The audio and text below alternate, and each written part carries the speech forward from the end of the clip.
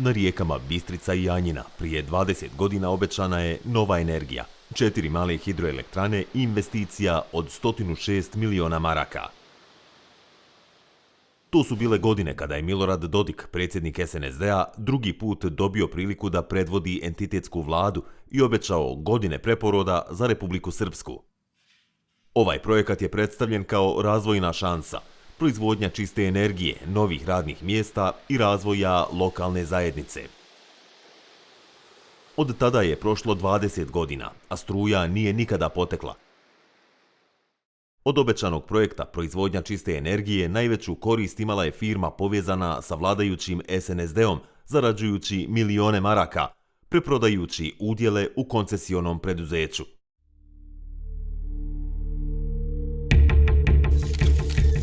Iskreno i vjerujući u osnovno pravilo parlamentarne demokratije, odlučio sam da mandat za sastavljanje nove vlade Republike Srpske povjerim dosadašnjem lideru opozicije, gospodinu Miloradu Dodiku.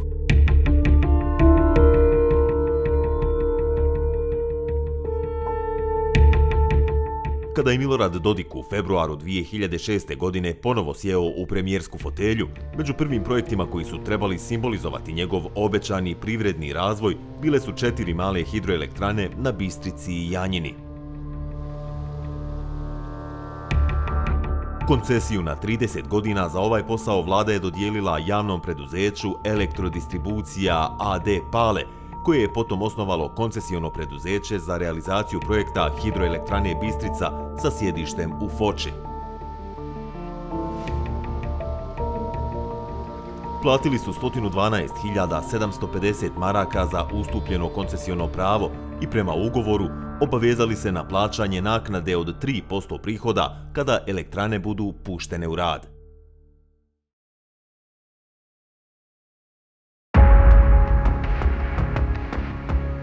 Uz izgovor da ipak nemaju kapacitet za višemilijonsku investiciju, elektrodistribuciji sa Pala se priključila firma Caldera Company iz Laktaša u vlasništvu Milenka Čičića, člana SNSD-a. Ulazak Caldere u ovaj projekat 2008. godine odobrila je vlada Republike Srpske, na čijem je čelu bio njegov stranački šef Milorad Dodik.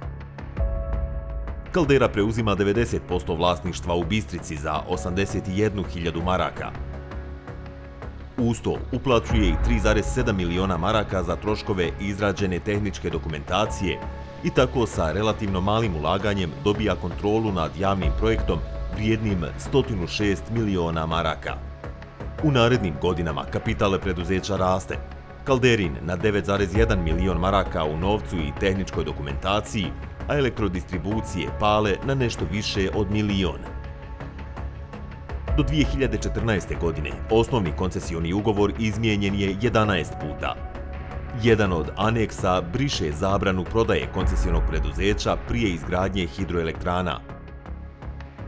Godina 2017. je definisana kao rok za izgradnju hidroelektrana, a kašnjenje u radu je ostavljeno kao mogući razlog za raskid ugovora. Elektrane nisu izgrađene, ali trgovanje udjelima u koncesionom preduzeću je nastavljeno. Caldera je prodala 38,5% udjela za 7,4 miliona maraka češkoj firmi Energo Bosna, osnovanoj za iznajmljivanje nekretnina. Zatim, 2019. hidroelektrana Bistrica je ponuđena javnom preduzeću Hidroelektrane na Drini iz Višegrada, čiji je direktor Nedeljko Perišić, SNSD-ov odbornik u ovoj općini. Gospodine Perišić, dobar dan. Vi ste Perišić, je li tako? Bili ste uključeni kad je bila procjena vrijednosti firme i cijelo vrijeme. Uz ponudu je dostavljena i procjena vrijednosti preduzeća Hidroelektrane Bistrica na 20,7 miliona maraka. Procjenu je uradila revizorska kuća Grant Thornton Aleksandra Džombića, bivšeg SNSD-ovog premijera entitetske vlade.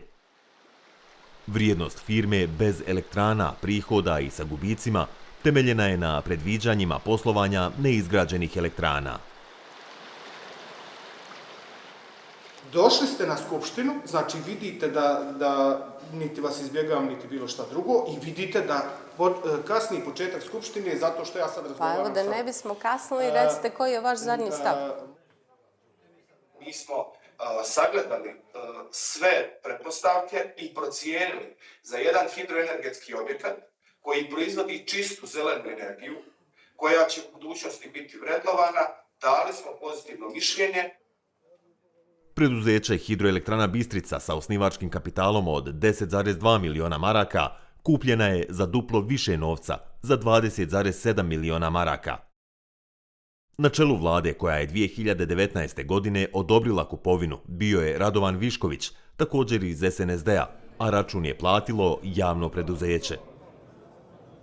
Kad ste postavili pitanje uzeto za jedan iznos, a prodato za drugi, tačna je ta informacija, ali onda morate ići do kraja pa istražiti zašto je to tako. A to je tako zato što u međuvremenu ovaj investitor je imao određena ulaganja, radio je projektno-tehničku dokumentaciju, reviziju, projekte, sve je to pripremio. Prema tome ja tu ne vidim nikakav štetni razlog za Republiku Srpsku.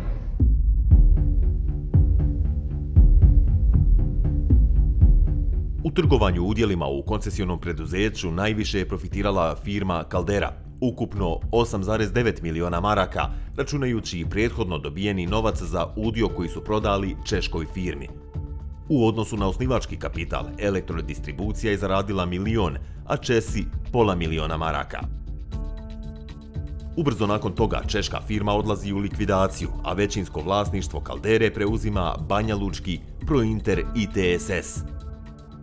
Odjeljenje za kontrolu strane imovine Sjedinjenih država je 2024. godine označilo Calderu i Milenka Čičića kao glavni izvor prihoda Milorada Dodika.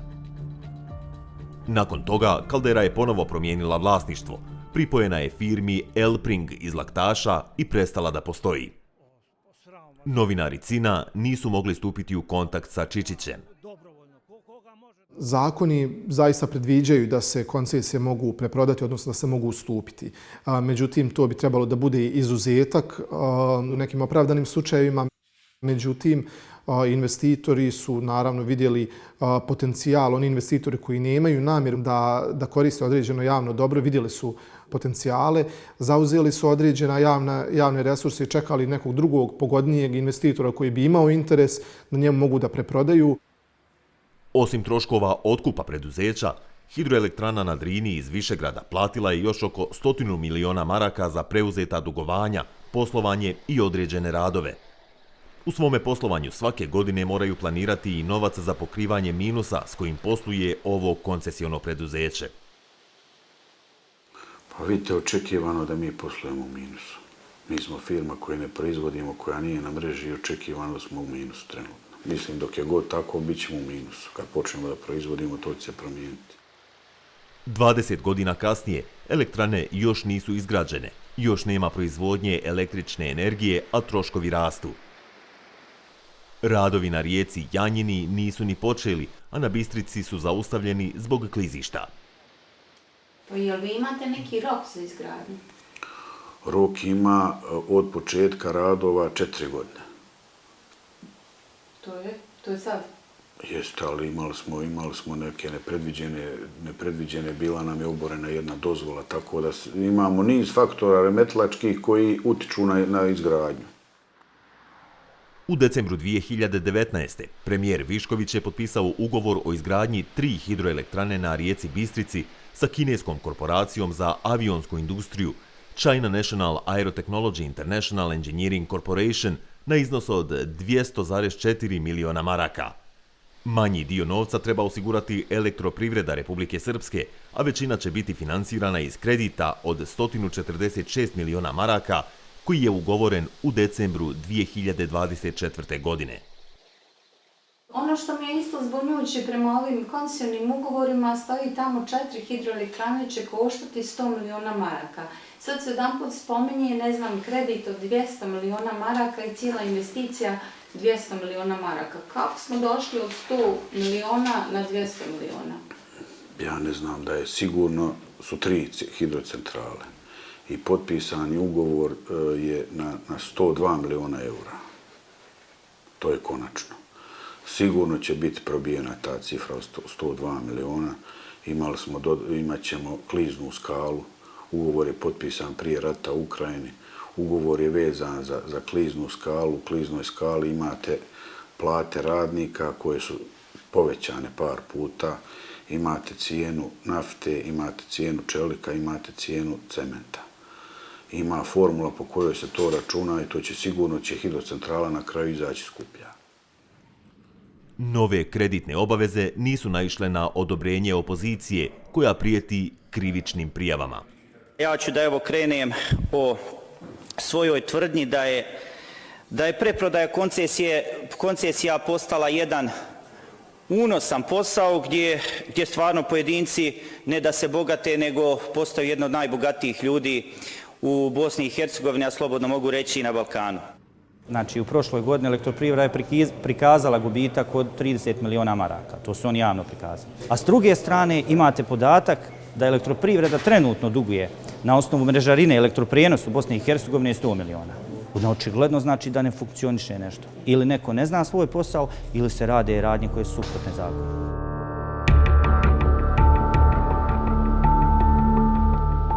Otplatni period kredita skoro da se poklapa sa periodom do kojeg vrijede i koncesije.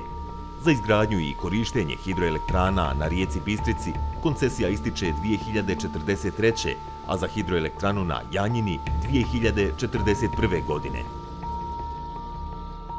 Slušajte, sve kad se one puste na mrežu, sve će to biti prošlost. I svi će biti, imat će svi neku satisfakciju na kraju.